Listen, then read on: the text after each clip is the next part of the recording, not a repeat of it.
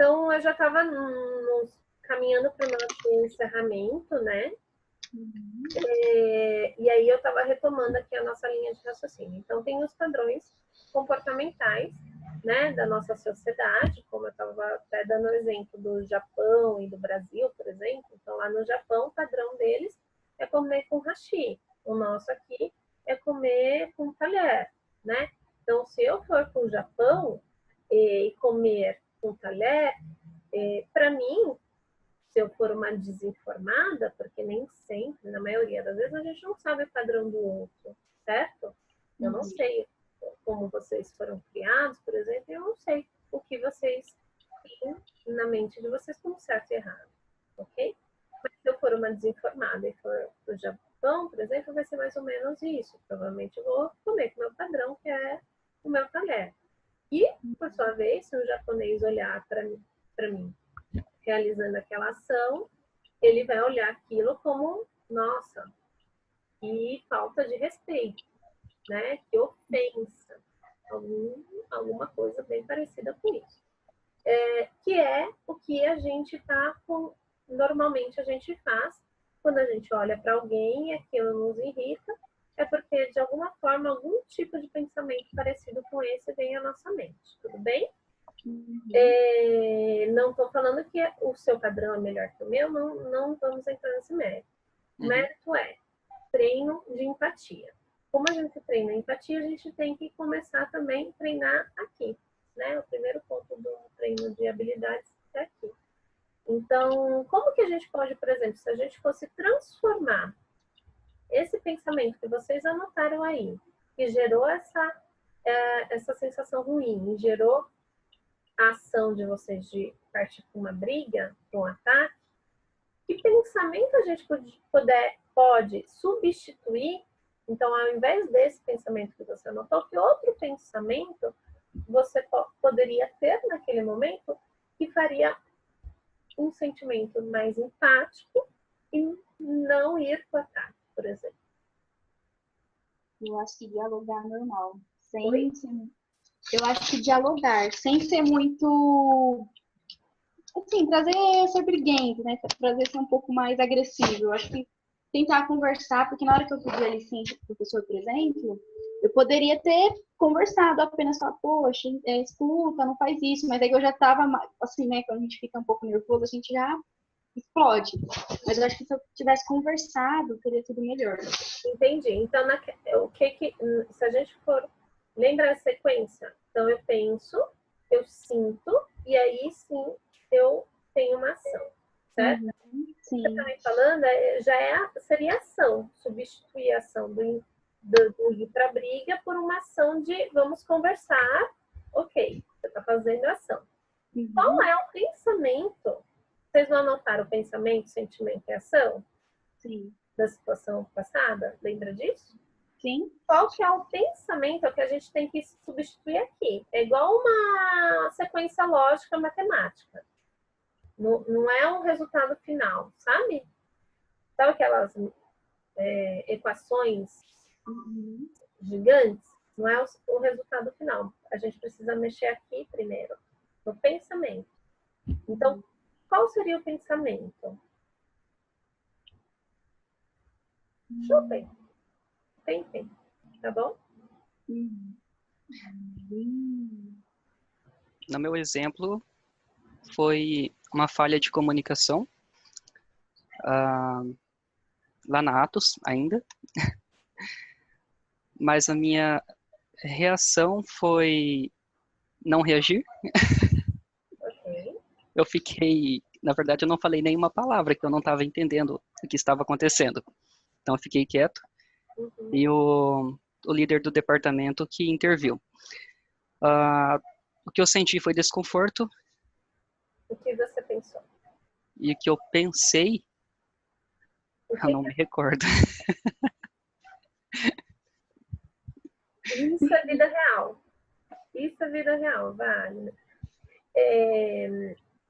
O que acontece é justamente isso. Como as coisas acontecem numa velocidade muito grande e a gente não tem um treino de discriminar né? A gente não está treinado para ficar prestando atenção nesse tipo de coisa, né? A gente não está treinado para isso. Por isso que eu estou aqui tentando promover para vocês essa bandeirinha aí. Vamos treinar isso, porque isso é importante. Sim. Então, quando a gente começa, né, a prestar atenção nisso, a gente começa a ter oportunidade de escolha. Eu escolho pensar assim ou eu mudo. Eu tenho mais liberdade. Aí eu controlo as minhas emoções e não elas me controlam. Faz sentido? Sim. E isso é treinado. Não se, como eu posso falar, não se cobre sair daqui hoje com esse tantinho, né, de conhecimento. Na verdade, eu já trouxe bastante coisa até, mas não vai ser assim que vocês vão aprender, ok? Mas fique com isso aí no radar de vocês, tudo bem? Sim. Então, se um dia vocês precisarem, se vocês acharem necessidade de treinar alguma habilidade por conta de alguma ambição de vocês, não só na carreira, mas na vida como um todo, vocês vão ver o benefício disso. E é assim que é treinado, né? O primeiro passo é esse, é começar a discriminar o que a gente pensa. E muito bacana seu exemplo também, Wagner, porque assim, tem e aí eu vou dar um plus aqui para vocês, só, né? Não era mas pela compreensão e a empatia de vocês, eu vou dar uma contribuição a mais. Quando a gente treina, por exemplo, comunicação assertiva, que é uma outra habilidade também bem valiosa do mercado de trabalho, dá para se perceber que tem uma outra equação. Então, o assertivo está no meio, que é o falar, que é como a Agatha citou, que o assertivo seria o conversar, né? Só que quem não é assertivo é aquela pessoa que vai para a briga, que a gente pode dizer, por exemplo, na situação que a Agatha trouxe, que é a pessoa mais fervorosa, vamos dizer assim, não é assertivo. E assim como você falou, Wagner, a pessoa também que é passiva também não é assertiva. Tá? Sim. Então, fiquem com mais esse plus aí, que é o assertivo está no meio. É falar de uma forma adequada, mas falar sim, claro, firme, de uma forma objetiva, sem agredir, e também não falar, também não é assertivo. Tá bom? Bom, gente, eu espero que tenha contribuído com vocês, e que a minha missão aqui, a minha promessa nesse workshop eu tenha cumprido. Fico à disposição de vocês, se vocês têm alguma dúvida, mais alguma coisa que eu possa ajudá-los por hoje.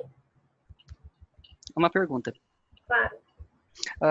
Tem uma pergunta que me incomoda bastante nas entrevistas, e eu já pesquisei bastante a respeito de como se sair, que é a pergunta sobre o defeito. Fale-me sobre um defeito seu. Eu entendo que seria como falar de um defeito, que não importa qual é o defeito, mas é importante deixar claro o que a pessoa está fazendo ou está disposta a fazer para corrigir aquele defeito. É essa a linha de raciocínio?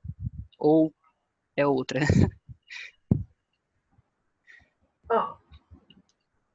Meio, vamos dizer assim, meio, né? Então, sim, né? Quando você... Por que meio? Tem uma parte que você falou que sim, é bacana trazer, que é eu falar alguma coisa, né? Então, lembra, o passivo não é assertivo. Sim.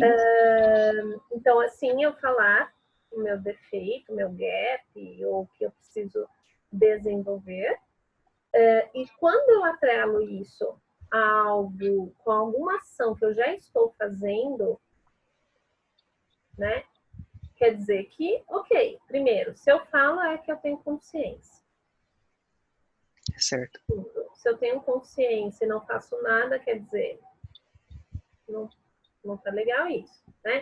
Então, falei, tenho consciência, mas já estou fazendo algo para desenvolver, melhorar e minimizar esse defeito, esse gap, quer dizer, que bom, entra naquele processo de constante evolução, uma melhoria contínua. Então, é super bacana. Teve uma parte na sua colocação que é a parte de, independente do defeito, eu falar algum defeito. Certo. Essa parte eu não sugiro, Sim, tá? sim. Eu sugiro assim, fale o defeito que realmente é. Sabe por quê? E aí a gente entra num outro tema, que é o autoconhecimento. Uhum. Então, é importante não só para a gente entrar e poder entrar no mercado de trabalho, passar no processo seletivo e poder ser assertivo nas nossas respostas. Lógico que o autoconhecimento vai ajudar a gente a ser assertivo nessas respostas e tudo mais, mas é assertivo para a vida. Então, assim, eu não consigo ser assertivo nesse tipo de pergunta e nem em outras perguntas que o RH faz se eu não tiver o autoconhecimento. Então, se eu não tiver, de fato, se eu não souber, de fato, qual é o meu potencial, né, minha habilidade mais desenvolvida e qual é o meu gap de habilidade, qual é o meu defeito, por exemplo, eu não sei responder esse tipo de pergunta. Eu vou responder de uma forma convencional ou de uma forma que eu achei, copiei do Google ou de qualquer coisa nesse sentido, e vai ser visível para quem um entrevistador experiente vai ser visível. Mesmo porque, se passar ao desapercebido dos olhos do entrevistador, vai constar isso no seu teste de personalidade, que hoje a maioria dos processos seletivos tem. Certo. Né? Então, eles vão saber, né? Eles vão saber que está incompatível, eles vão saber que você não tem esse autoconhecimento. E eles vão saber, então, se você não tem esse autoconhecimento, não entra, a minha sugestão é não entra numa de ou você joga limpo, não sei, Certo. né? Ao invés de ficar falando as 10 dicas que você viu por aí, ou que um amigo seu falou, fala isso que dá certo. Uhum. Mesmo porque se você falar assim, olha, eu tenho um gap, sei lá, a moda é sou ansioso, né? A ansiedade, por exemplo, é uma coisa que é visível. Quem entrevista, quem sabe, quem, né, vê. Então, eu sou ansioso, mas eu tô aqui todo zen, né? Mas o que você tá fazendo? Ah, eu tô fazendo terapia e tal. Tá vendo que não tá compatível, entende? Eu acho que eu falei uma patologia, mas sei lá, uma outra habilidade. Ou eu preciso desenvolver a comunicação assertiva. Certo. E eu comuniquei super bem, contei situações onde eu me comuniquei ou qualquer coisa nesse sentido. Entende? Então, a primeira coisa que eu faria nesse caso, se você não sabe responder a pergunta se você não sabe responder, não sabe o que falar quando eu te pergunto sobre qual é o seu defeito na entrevista, faça, né, um processo de autoconhecimento. Isso dá para ser feito através de alguns testes, né? Na academia, inclusive, eu trabalho com um teste que é o teste mais usado nas entrevistas para justamente o pessoal saber o que o entrevistador vai ver, né? Então, faça algum teste nesse sentido. E, de fato, aí você vai ser assertivo, porque você vai ter o autoconhecimento, vai ser compatível ao que o entrevistador vai ver, e você, de fato, vai ter a oportunidade de desenvolver. Não vai ser uma coisa só para passar no processo seletivo, porque depois você não vai sustentar a vaga, entende? Sim. Então, a minha sugestão seria essa, ir por esse caminho. Faça esse processo. Se conheça, descubra seu gap e, de fato, faça um plano de ação para desenvolvê-lo. E aí, quando forem perguntar, você já tem isso na ponta da língua e isso vai ser coerente com a sua trajetória. Certo. Então, anteriormente eu tinha dito que o meu maior problema atual é com relação ao objetivo profissional. Tá. Ainda não tenho bem definido. Mas durante o workshop, eu anotei naquele primeiro exercício, e acredito que o que eu anotei está relacionado ao ponto mais forte com relação ao meu objetivo. que seria meu próprio negócio. Ah, mas eu tenho um problema que me atrapalha muito com relação a isso, que seria a questão existencial.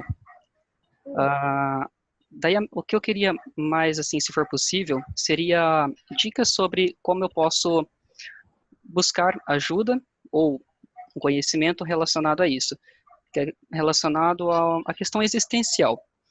Por exemplo, durante a faculdade, eu acabei chegando ao ponto em que eu me perguntei sobre o que eu sou e o que eu estou fazendo.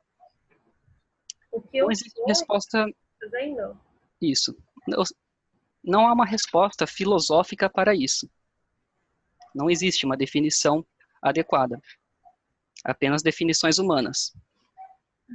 Então, eu não sei se você está conseguindo entender o ponto em que eu cheguei.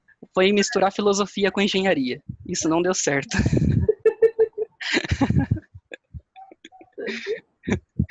E eu já pensei em buscar ajuda com psicóloga, mas eu desisti porque eu acredito que não haver pessoas capazes de ajudar com relação a isso. O que eu sou e o que eu estou fazendo? É essa a pergunta. São as perguntas principais, eu diria. Porque, na verdade, tudo que eu vejo eu não sei o que é. Todos os sentimentos eu também não sei o que são. Uhum. Mas, de uma certa forma, eu tento definir eu mesmo o que é certo e errado com relação a tudo. Uhum. Tá. Ó, respondendo à questão de que o que eu sou e o que eu estou fazendo tem muito a ver com o seu propósito. Entende? É aquela famosa pergunta de qual que é a minha missão, né? Para que, qual que é o meu projeto de estar aqui nesse, né? Independente da religião aí, mas por que eu nasci, né? O que eu tenho que criar? Qual que é a minha missão, meu propósito de vida, por exemplo, certo? Acho que é isso. Certo? Uhum. E isso dá sim para descobrir. Né? Isso, na verdade, é uma coisa que está sendo falado bastante até. Muitas pessoas estão se questionando sobre o que vier fazer aqui, né? Não só profissionalmente. Né? Na verdade, a profissão é uma via para que você consiga chegar no seu propósito, cumprir sua missão. Sim. Né? Mas você tem que entender isso. E isso é meio que repetitivo, mas é um processo de autoconhecimento mesmo. É como, vou fazer uma analogia, sei lá, eu gosto de fazer analogias para explicar as coisas. Eu espero que fique, né, que seja útil. Mas é como se um super-herói, vamos falar, sei lá, do Flash, por exemplo, tem lá um poder que é ter uma velocidade diferente das outras pessoas. Vamos supor que ele não conheça esse poder dele. Se ele não conhece, ou seja, se você não conhece o seu poder, quer dizer, você não tem um autoconhecimento, você não sabe o que você é capaz de fazer, o que você é capaz de construir. Sim. Então, esse autoconhecimento é bacana, entende? Para você saber não só os seus gaps, eu até, quando eu dou essa aula dentro da academia, eu uso essa plaquinha aqui, ó. Não sei se vocês conseguem ver. Sim. Que é proibido pensar negativo. Porque quando eu utilizo dessa ferramenta, desse mapeamento de habilidades, ele vai trazer os gaps, mas ele vai trazer também os seus poderes. Sim, eu percebo isso. Né? Então, essa ferramenta ela vai trazer esse mapeamento. Então, ele vai trazer os seus gaps e vai trazer os seus poderes. Então, os gaps servem para você olhar para eles, não como coisas, eu não tenho, então eu não posso, ó, dó de mim, sabe? São coisas para você olhar e falar assim, eu preciso desenvolver, e eu vou fazer um plano de ação para desenvolver, assim como os seus poderes são coisas para você se apropriar deles e falar, ok, eu tenho esse poder, o que eu faço com isso? Igual um super-herói mesmo. Então, eu tenho um diferencial, eu tenho um poder. E agora, o que dá para fazer com isso? Então, se eu sou mais rápido que as outras pessoas, como Flash, por exemplo, o que eu consigo fazer com isso? Né? Eu posso salvar vidas, eu posso... Enfim, aí você monta o seu propósito, sua missão, Sim. sobre. E aí é uma construção, né? O propósito não é montado do dia para a noite também. Então, uma das coisas é você descobrir o seu poder. Faz sentido? Sim. De certa forma, eu acredito que a questão existencial, ela não precisa de ajuda psicológica. Eu mesmo posso me ajudar com isso. De alguma forma, eu sinto isso, que eu mesmo posso me ajudar. Existe uma forma de controlar isso. Mas talvez eu esteja equivocado. Existe. Eu particularmente acredito assim, tudo assim, lógico que seria muito extremista da minha parte falar que tudo é possível desenvolver sozinho, né? Aham. Mas a maioria das coisas a gente aprende, são coisas aprendidas, assim como o autoconhecimento, o desenvolvimento de habilidades Sim. sociais, emocionais, técnicas, enfim, né? São coisas passíveis de serem aprendidas e desenvolvidas. A diferença se você tem a ajuda de um profissional, né, de um mentor, um psicólogo, um coach, alguém realmente da área capacitado para isso, primeiro, você vai gastar menos tempo. Né? Então, ele vai te direcionar de uma forma mais rápida do que você fazer isso sozinho. Segundo, provavelmente você vai gastar menos dinheiro. Né? Terceiro, a sua angústia vai ser menor. A sua dor, você não precisa sofrer por muito tempo por algo que o especialista faz mais rápido. Né? Para você ter uma ideia, um processo de descoberta de propósito, ele não leva mais do que 10 semanas, por exemplo. E tem pessoas que passam anos para descobrir o seu propósito. Sim. Né? Eu tenho inúmeros casos dentro do meu consultório a respeito disso. Pessoas que fizeram faculdade, que entraram no mercado de trabalho, que estabeleceram uma carreira, já estão com uma carreira bem estabelecida, e chega num determinado momento e se questiona sobre isso e fala, nossa, se eu descobrisse o meu propósito lá atrás, eu tinha, olha o tanto de tempo que eu teria economizado, o quanto de dor eu teria economizado e o quanto de dinheiro, né? Quanto custa uma faculdade, por exemplo? Sim. Fazer e se formar numa faculdade para depois descobrir que não era bem isso. Aham. Entende? Fora de dor, né? Porque aí a pessoa vai para o trabalho descontente, isso gera uma série de outras questões, não só emocionais, né? Patologias relacionadas com a questão emocional mental, mas até patologias físicas, né? Hoje tem pesquisas que apontam aí, o próprio câncer tem fundo emocional, né? Então, é colocar na balança. Dá para desenvolver sozinho? Dá. Mas e aí? O quanto, né? Qual que é o seu propósito no sentido de quanto tempo você tem para ficar nessa luta sozinho, sabe? Não precisa sofrer sozinho, sabe? Uhum. Obrigado. Respondi? Sim. Legal, bacana. Eu que agradeço a contribuição. Oi, eu queria falar muito obrigada pro Wagner, porque eu tava com a dúvida que ele tinha, eu também tinha, só que eu tinha até deixado passar despercebido, que era sobre na entrevista. Tá. Você consegue melhorar de novo o seu áudio? Consigo. Eu não entendi muita coisa do que você falou. Tá chegando ruim para você também? Pronto? Tá melhor? Oi. Peraí, prontinho. Nossa, ficou bem então, não, em relação ao que o Wagner tinha dito sobre a entrevista, era uma dúvida minha também, e foi muito bem esclarecida. Muito obrigada, Joyce, você foi meu ajudada. Do defeito? Porque na hora eu ficava, gente, eu tenho algum defeito que eu posso melhorar, mas o que será? E na hora a pessoa perguntava qual é o seu defeito, sabe quando você empaca, você trava. Aí naquele momento você já percebe que perdeu um pouco das porcentagens ali.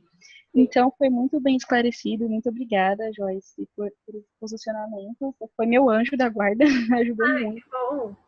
Muito mesmo. Na verdade, ficou tudo muito bem esclarecido.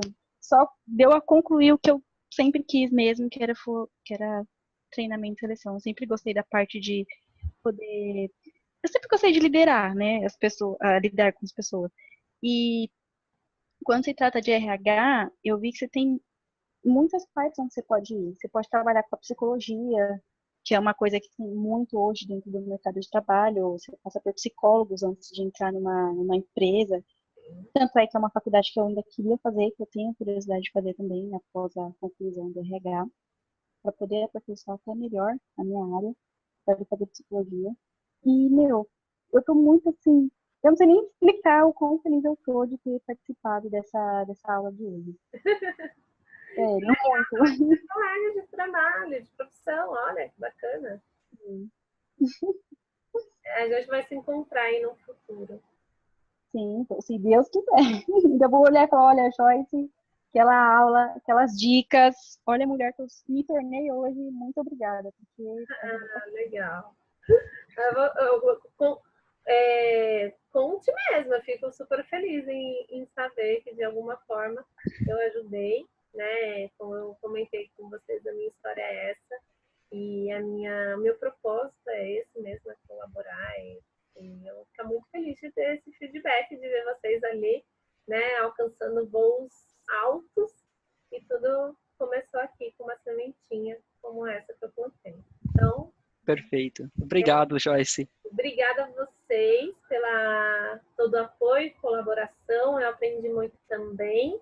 E continuaremos aí, né, nas mídias sociais, né? Se vocês gostaram, dá um comentário lá, eu vou ficar feliz também, né? E que sirva de exemplo para outras pessoas que não puderam vir hoje, né? De alguma forma. Tá bom? E um beijo grande para vocês e um feliz feriado, final de semana. Feriado, mas um final de semana para vocês. E parabéns. Obrigado, igualmente. Obrigada, você também, gente. Beijos. Beijo, tchau.